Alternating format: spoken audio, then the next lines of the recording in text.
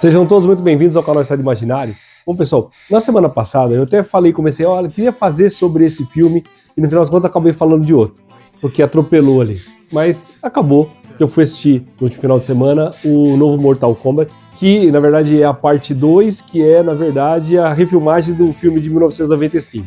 Então, eu queria fazer aqui mais ou menos uma brincadeira em relação a isso e dar minha opinião sincera aqui em relação ao projeto como um todo do novo em comparação ao velho. Então, hoje, sem mais delongas, Mortal Kombat aqui no Estado Imaginário. Roda a vinheta.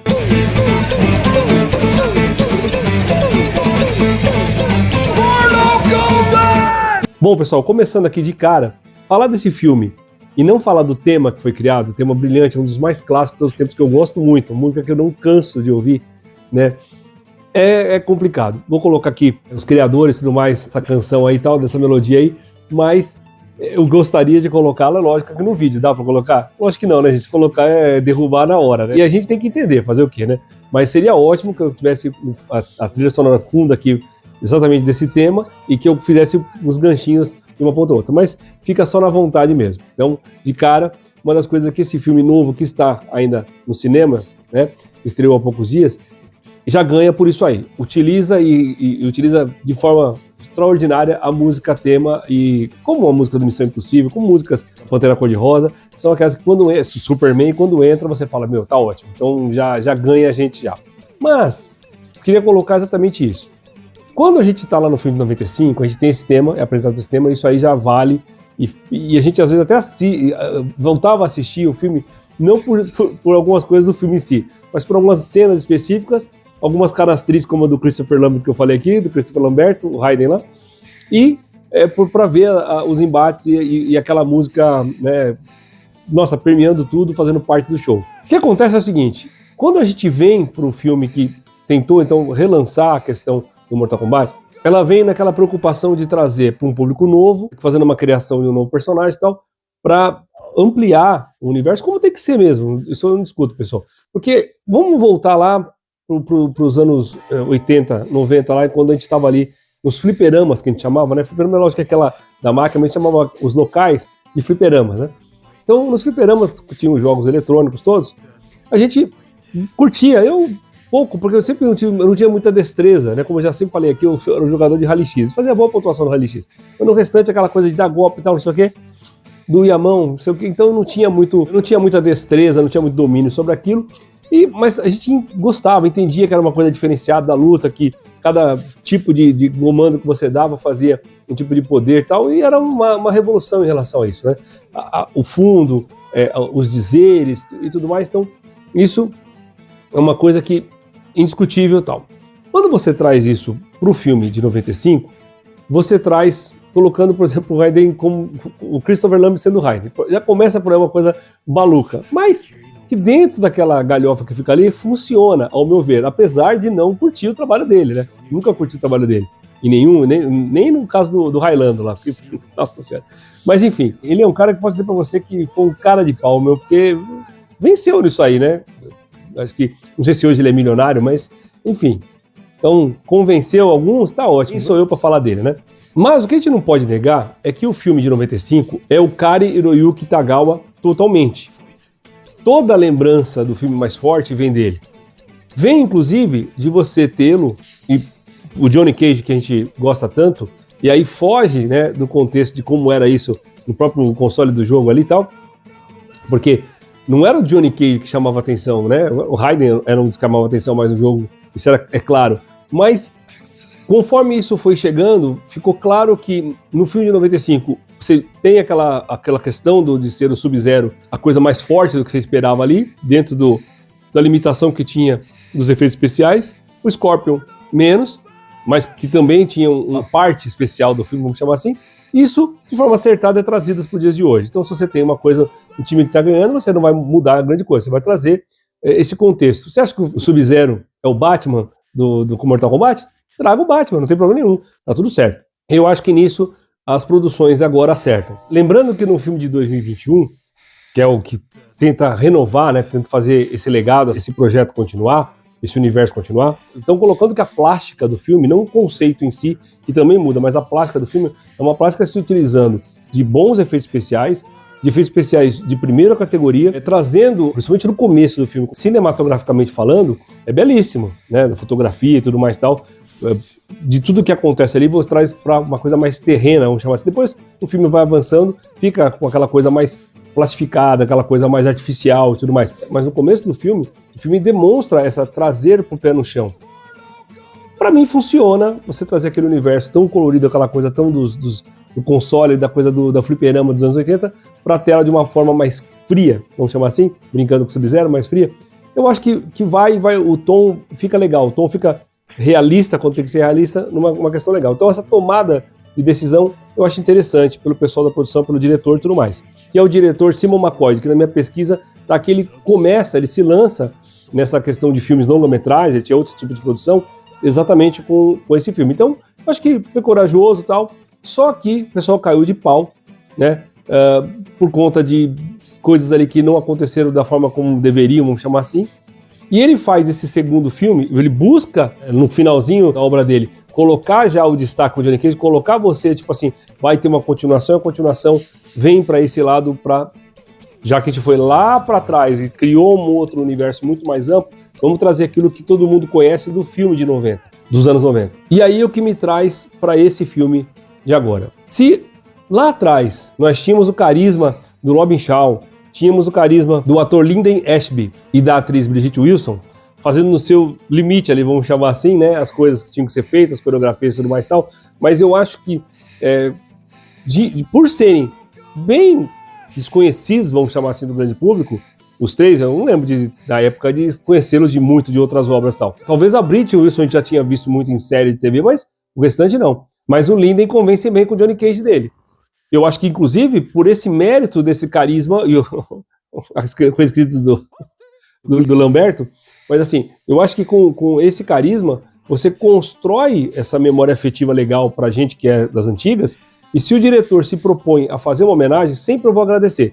A homenagem, gente, às vezes, tiro sai pela culatra, mas tipo assim, você está respeitando isso, esse gosto, está trazendo coisa para a essência do game, do jogo, tudo está baseado numa coisa que era de outra plataforma, né? Então você está adaptando. Você está trazendo isso com respeito, com carinho, vai ser bom. Só que aí eu acho que ele exagerou na dose, trazendo tudo para agora. Eu falei de participantes de lá do passado, vamos trazer os participantes de agora. Eu acho que falta carisma no pessoal que está ali. E tanto é que falta carisma para esse pessoal mais novo, que um ator veterano salva a pátria. Que é aquele cara que a gente gosta de ver na tela em um monte de filmes, não vai ser diferente nesse. E o personagem dele é bem construído. Então, sendo assim, o conterrâneo Hiroyuki Sanada, ele acaba fazendo um Scorpio ali e ele acaba praticamente roubando a cena da primeira parte, né? E a cena da segunda parte, que nada mais é do que uma refilmagem do filme de 91. Então, assim, essa que é a questão. Falta ao restante ali uma coisa mais constante. E tanto é isso que acaba que um coadjuvante que talvez, eu não sei se o personagem acaba caindo mais no gosto, ou se o ator é bom, porque veja bem, eu não conheço o ator de grandes coisas. Então eu fiquei na dúvida, porque ele me convence nesse filme sem eu lembrar dele. Vamos supor que eu não lembro nada dele. Ele pode ter feito 100 filmes, tá, gente? Eu tô falando de mim, não lembro nada dele, mas ele me agrada no primeiro filme e me agrada muito no segundo filme. O chamado Rouba a Cena que eu falo aqui, o John Lawson, né, que faz o Cano, que, se não me falha a memória, o Cano, ele não é da primeira geração dos jogos ali, né? Porque você tinha a primeira geração dos personagens, onde já tinha o Sub-Zero e tudo mais e tal, e depois você passa, né, a ter mais integrantes, aquilo vai ficando mais rico, cada um com seus poderes cada vez mais interessantes, os fatalities cada vez mais interessantes, aquela coisa toda, e isso dá mais nesses filmes novos, vamos chamar assim, do que no antigo, vamos ser sincero. O filme antigo tem aquela carga emocional, que como eu falei no vídeo, no vídeo do menu lá, aquilo que era ruim já era ruim já, não é que envelheceu mal, é um filme que está envelhecendo como tem que envelhecer. Mas esse agora você tem, além do efeito especial, você tem personagens bem caracterizados e que fazem ali os poderes, uma nuancinha ou outra diferente, mas faz os poderes, pelo menos a lembrança pouca, gente. Não, eu não vim aqui para mentir para vocês, joguei pra caramba, eu jogava assim, mas não tanto assim, para ser o expert.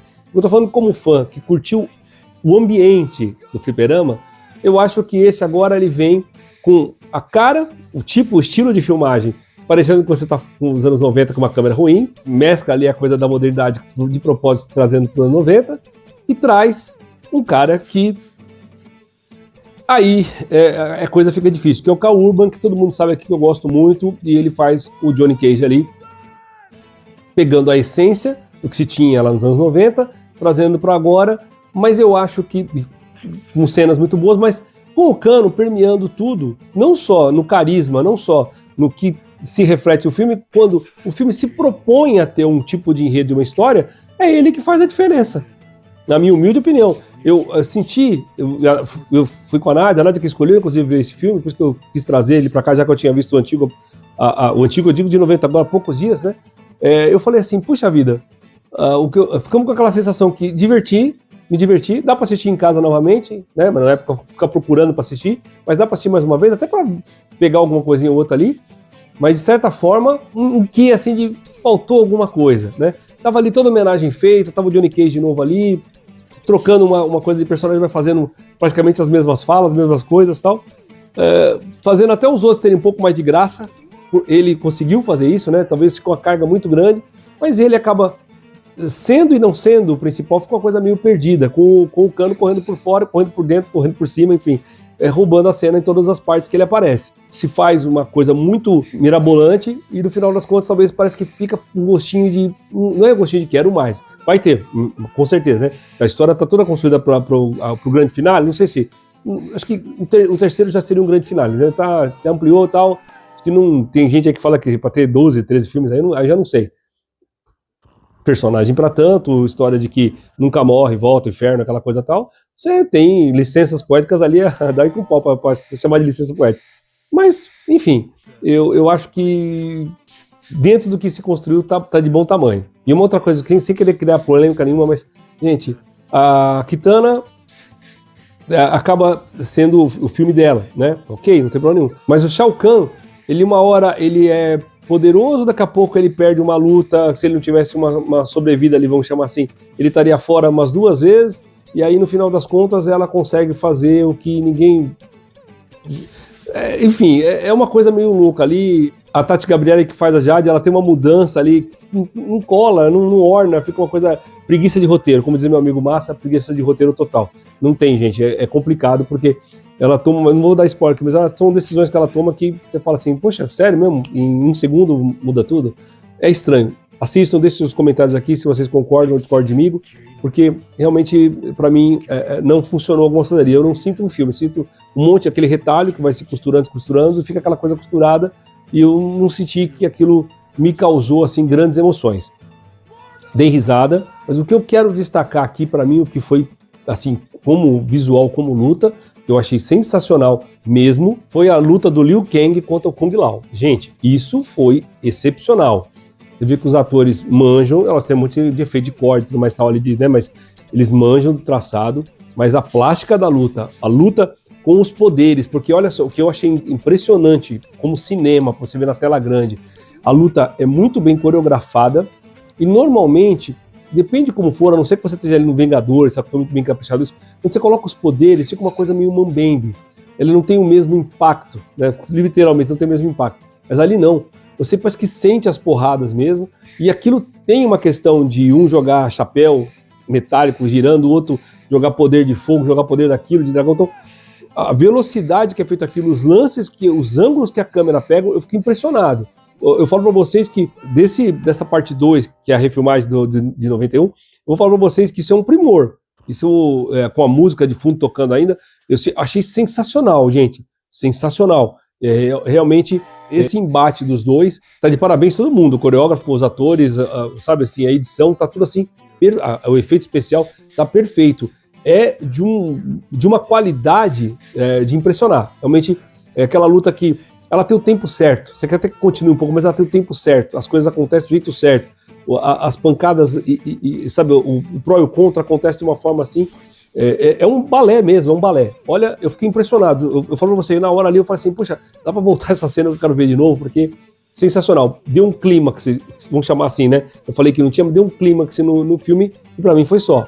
Foi o único clímax que realmente eu entendi que aconteceu ali, tá, pessoal? E eu não poderia terminar esse vídeo, pessoal, desculpe, com a energia mais baixa aqui, mas não é pra vocês não, é canseira mesmo aqui. Vocês não tem nada a ver com isso. Então, se eu tivesse entrado no Mortal Kombat hoje, a energia já tava Se o Shang Tsung tivesse aqui, já ia puxar a minha alma com facilidade, porque tô pra lá do que pra cá. Mas enfim, tem uma coisa que deu uma dificuldade pra mim, porque eu tô assistindo The Boys. Tantas temporadas já. O Karl Urban, como é bom. Fazendo aquele Billy Bruto dele. Eu tô até fazendo aqui já, ó. A voz do Reginaldo Primo cai como uma luva, né? É a voz, mas cai como uma luva. É impressionante. Você chegar no cinema, eu não tava muito a par de tudo do Mortal Kombat. Você vai lá pra divertir, pega a pipoca, e a hora que o Karl Urban fala, é o Marcelo, né? Não é o dublador que você tá mais acostumado, o oficial, vamos chamar assim. O Reginaldo Primo é o cara, né? Classudo pra caramba. Cada vez ficava aquela coisa... Só pra vocês terem uma ideia, gente. Normalmente eu acho muito ruim, assim, de ficar meio chateado. Não foi o caso, tá? O Marcelo faz bem e tal. Mas, assim, dava aquele gostinho de... Puxa, eu olhava a cara dele e parecia que ia vir a outra voz e não vinha. Então isso me deixava um pouco, assim, incomodado só. Só incomodado. Fiquei chateado, mas incomodado, assim, porque tirava um pouco aquela coisa... É o audiovisual, né? Você ouvir ali e falar assim, tal, e trazer uma questão. Obviamente, né, gente? Um Billy Bruto tem uma característica completamente diferente do Johnny Cage, não é isso que eu tô falando. Mas o Reginaldo é lógico que sabe dar todos esses nuances para que fique a voz do Karl Urban, né? A gente brinca até a voz da Mata ser, né, melhor que a gente brinca falando sério, né? Que a voz do da Mata melhor que a do Bruce Willis. Então, talvez a voz do Reginaldo Primo será melhor do Karl Urban. Tô brincando, mas a gente sabe que a qualidade é grande, né? Eu fiz assim porque até na respiração de tão primorosa que é. Então, só um comentário aqui à parte para sempre exaltar a dublagem brasileira. Mas enfim, pessoal, assistam como quiserem na dublagem brasileira, no original, e com o Marcelo, né? No caso, quando o Reginaldo tá lá fazendo o trabalho dele, tá valendo. Bom, dito isso, vou ficando por aqui, agradecendo a sua paciência, a sua audiência, ao prestígio do canal, deixando aquele valeu sem fatality, tá, pessoal? Aquele valeu firme aqui. Valeu!